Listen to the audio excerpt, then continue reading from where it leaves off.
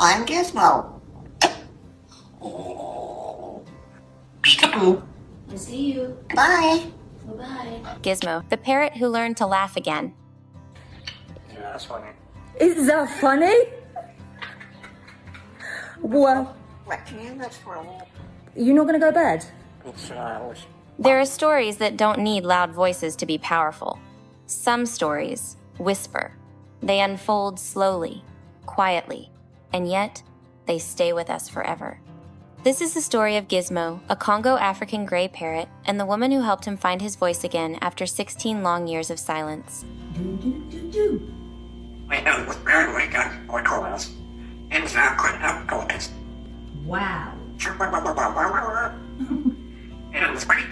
When Emily and her partner Kyle brought Gizmo home in April 2022, they didn't bring home a cheerful pet ready to play. They brought home a wounded soul.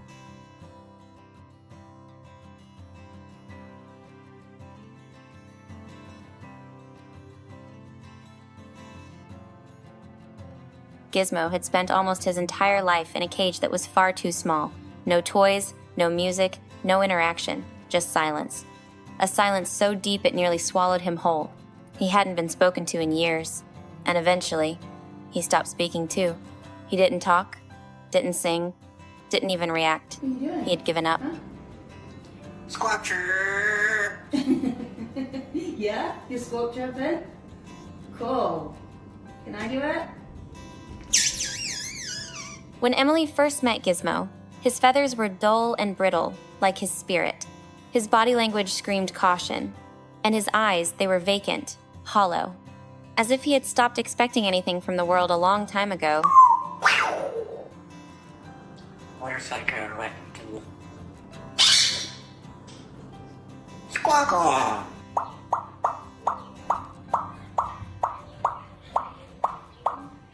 Emily didn't try to force anything. She understood that healing wouldn't happen overnight, so she simply made space for him and for hope.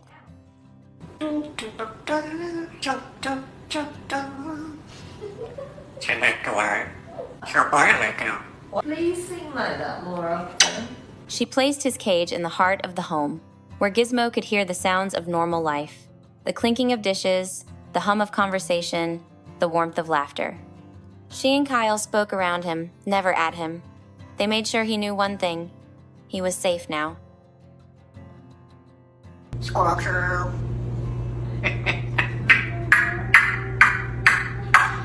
Dooper. Squawker. At first, Gizmo said nothing. Then, one day, he whispered a phrase. "You're okay." Emily answered gently, "Yes, you're okay. You're safe." It happened again the next day. Then a few more words. Short, unsure, like someone testing the waters after a long, dark winter. And then came the moment everything changed.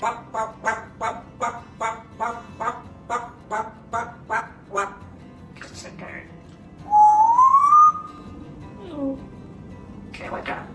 Hi. Hi. Can't wait inside them. One morning, while Emily was making breakfast, she heard him ask, How are you? "What are you doing now?" Startled, Yes. she turned to see Gizmo watching her closely. She replied, "I'm cleaning." Gizmo tilted his head and said with the sweetest sincerity, "You're doing a great job." It wasn't a recording. It wasn't a random phrase. He meant it. And in that moment, something shifted, something beautiful. Gizmo wasn't just mimicking. He was connecting. After that, he blossomed. Day by day, word by word.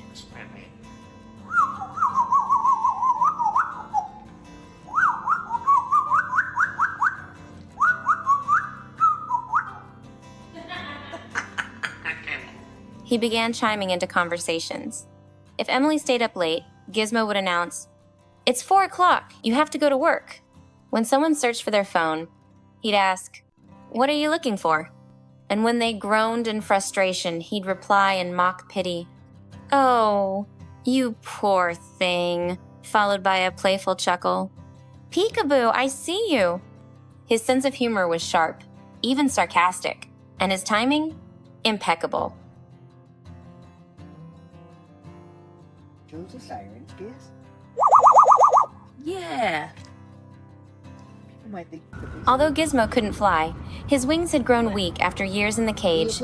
Emily and Kyle gave him room to walk and explore. At first, he stuck close. Maybe out of caution, maybe loyalty. But gradually, his steps grew more confident. He began to choose where he wanted to be, and more often than not, that place was with them. Where's the walk? Yes, I just saw you walk. Where's the walk? What do they do?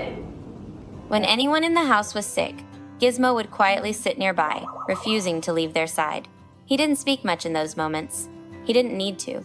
His presence was enough. Laughter became his favorite sound. If anyone laughed, he laughed too bright and real, like someone who had learned to enjoy joy again. And maybe he had. Where's the walk? Where's the walk? What do they do? Over time, Gizmo picked his favorite person, Emily. He adored Kyle too, but there was something special between Gizmo and her. Every time she walked through the door, his voice rang out. Hi, how are you? And no matter how her day had gone, she couldn't help but smile. Darling. Yeah. That's my whole that's right there, you know. You're getting good. Emily had always dreamed of having a parrot, but she never imagined how much this one little bird would teach her about patience, healing, and the resilience of a spirit that refuses to be forgotten. I love you. That's okay. What? What? Gizmo wasn't just recovering. He was becoming. Becoming playful, becoming bold, becoming himself. He isn't just a bird, he's family. He's laughter with feathers. He's the echo of kindness returned. He is proof that no matter how long someone has been caged physically or emotionally, they can still rediscover freedom. Set timer for. Today, their house isn't just a home. It's a sanctuary of healing. And Gizmo? He is its heart. Gizmo's story continues to inspire not just those closest to him, but a growing community online. On Instagram, people follow his daily adventures, cheering for every new word he learns, every step he takes, and every joyful chuckle he shares. He's become more than a pet. He's a symbol of hope, recovery, and the power of second chances. Emily shares Gizmo's journey not for fame or likes, but to raise awareness about the emotional needs of parrots, and to show others what happens when love meets patience. She reminds people that parrots are not just beautiful creatures, but sensitive, intelligent beings who require commitment, empathy, and understanding. If this story touched you even just a little, please consider sharing it. Like, comment, or subscribe to follow more of Gizmo's journey, not just for him, but for every soul waiting to be seen. Our team works hard behind the scenes to find and share real-life stories that truly matter. Every video is crafted with care, carefully researched, edited with trusted sources, and always treated with the respect these stories deserve. What you see isn't just made to inspire, it's meant to be real and meaningful.